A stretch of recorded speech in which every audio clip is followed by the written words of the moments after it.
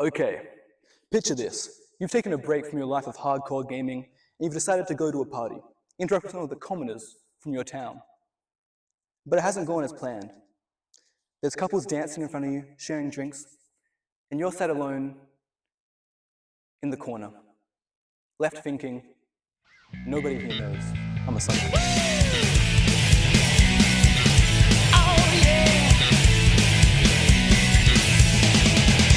Sonic is my favorite franchise of all time, by far. I love the characters, the style, the attitude, that 90s twang that they infuse into everything they do. I love that shit, right? But as I've evolved as a person, as I've gotten more tattoos, as I've decided how I want to present my body, and as I've decided how I want to present myself as a tattoo artist, what I want to specialize in, I've really found myself drawn to traditional tattoos. So today I'm going to make 3 epic traditional tattoos based on Sonic the Hedgehog characters. The 3 characters I picked, for no particular reason other than they inspired me the most, is Dr. Eggman, Rouge the Bat, and Sonic the Hedgehog. We had to get Sonic in there even though he was a little bit difficult. I had to go on like a soul journey to figure out that guy. It's not easy turning a blue cartoon hedgehog into something more meaty, you know, more trad. So let's get into it. Just to be faithful to the blue blur himself, Sonic the Hedgehog has to come first. And that makes sense for this video too, because he was the problem child in coming up with these ideas. He took the most effort and the most thinking for me. Dr. Eggman and Rouge the Bat, they were easy. Their ideas immediately jumped out. Sonic the Hedgehog, he's a bit more difficult. Obviously, like I said before, Sonic the Hedgehog is a franchise steeped in attitude.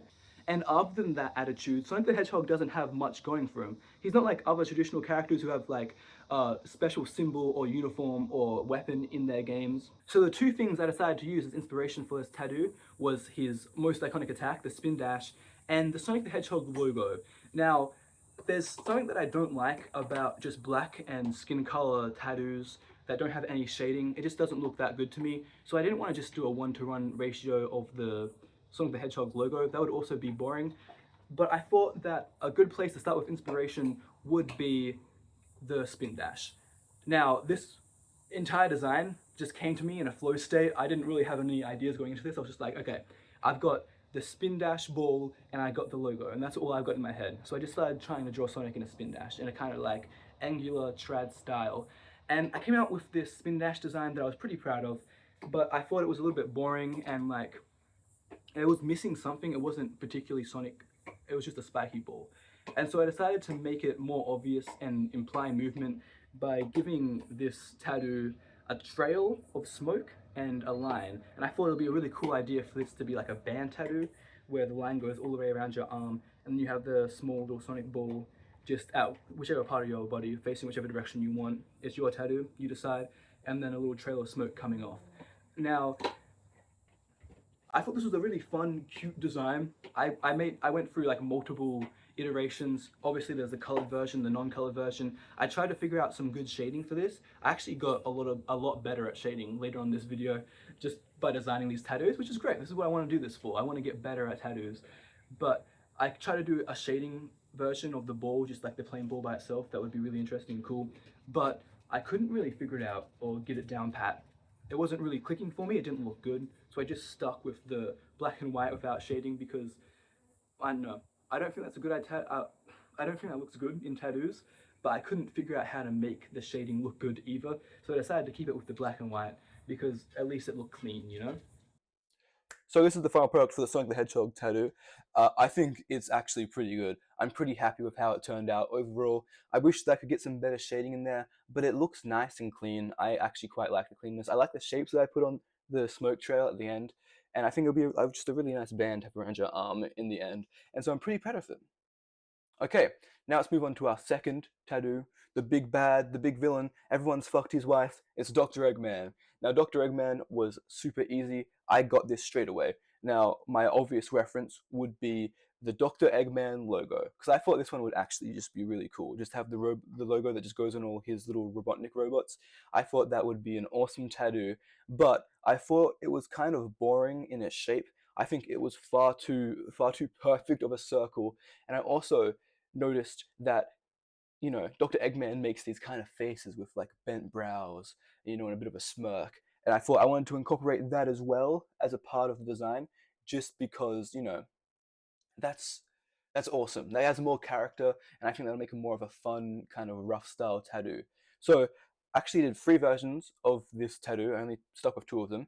What you're watching right now is me creating the first two versions. One's like in inverted color, one's like just normal. I was just drawing this how I drew, how it would easily come to me. And then I did an inverted black and white version, which looked way better. And that is one of the two tattoos that I have done for Dr. Eggman. And then I came back later because I wasn't happy with it. I went back. I went away with my inverted and normal version that I shaded a little bit. Um, and it's like, you know what? I'm actually not happy with this because when I came into this, I wanted to do the weird bent eyebrows. You know, like the Pixar smirk. I'm trying to do it.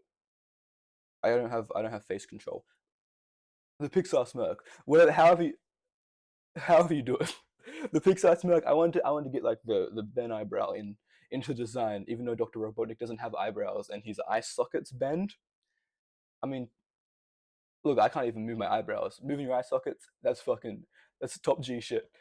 But obviously, I got these two designs, only used one of them, and I've told you that I have two designs for Dr. Eggman that I put on my flashboard, and the other one is basically the kind of more character-driven, more bendy shapes, more not just like straight, clean lines. It has attitude, it has personality, like everything in the Sonic universe does. And so this design, I think I like a lot better than the normal design, you know, the original design I did. Obviously, I didn't like that design very much. The inverted version was very cool, and I think that's my favorite of all the Dr. Eggman flashes. But yeah, these are my Eggman ones. And we're going to move on to the final character, the character that I'm going to definitely put in the thumbnail because I know how to get clicks. It's Rouge the Bat. Now, I don't know how to talk about this because my main inspiration for this design,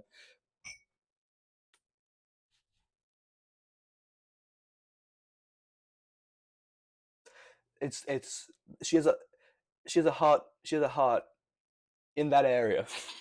She has a heart. You know, her brow is a heart. Her brow is a heart, and it's a really cool design. It's a very cool design for a character, and it's awesome. And obviously, sadly, this character is being sexualized to hell and back. But it's genuinely just a really cool design to have, like, you know, it's like a similar shape how cartoon boobs are drawn and a heart. And it's a really cool design to make that into a love heart. It's actually really awesome, and I just think like an actually amazing design. And so I took that part because that's like the most iconic part of Rouge's design. And then I had one thought in my head: tramp stamp, tramp stamp. Now you can't lie to me. Rouge the Bat is the type of person who would have a tramp stamp. And when I think of heart design in tattoo, I think tramp stamp. Especially when I think of bat wings and heart design. So the design philosophy for this one is Rouge is a bat, has bat wings. There is just, I mean, look, I can put like 1,000 examples up right now of love heart batwing the tramp stamp tattoos. So this was like the easiest design of my life. It came so naturally. I did the shading for this one. I actually really like the shading and the wings. The wings were probably the hardest part of this design. Was like obviously I just mirrored it because that's how these tattoos are generally designed. But I went for a more of a cyber sigilism kind of style with the fractal spikes going off, the kind of organic spikes that cybersigilism is known for, characterized by, and I use that to make the wings. The wings were kind of the most difficult part. The heart, I just drew a heart and I did some cool shading that I thought worked really well. Um, but for the cyber sigilism, it actually took a lot more effort. Obviously, I got like the original shape down pretty fast, but there was like these gaps in the design that didn't really work that well. Like I couldn't like make it look more like a wing, give it more wing spike. You know, like you know how like when bats become bats when they used to not have wings and they've got wings now, and because they used to not have wings, their wings are held up by their fingers. Their finger bones become the bones that hold the wing together, and I couldn't get enough of those spiky spikes. This is so hard for me to describe because I'm dumb. I couldn't get enough of those spikes, but I ended up, and it looked a bit empty in the design. Or the bottom of each wing looked a bit empty, and I didn't know how to make it look more full because every time I added more spikes, it didn't look very good.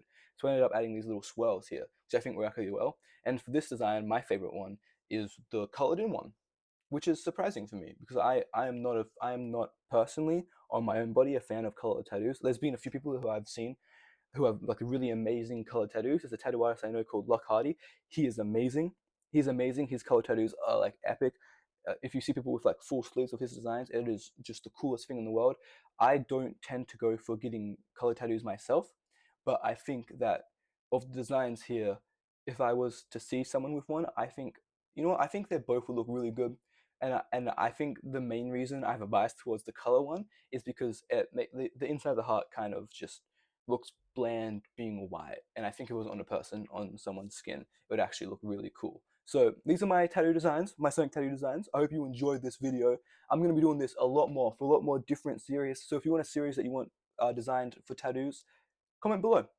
And if you like this video, let me know, because I want to do more of these. And if you guys give me support, if you guys hype me up in the comments, be like, yeah, I want more of this. Yeah, come on, you're awesome. This is so cool. Then I'll definitely do more. So thank you so much for watching, and I'll see you next time.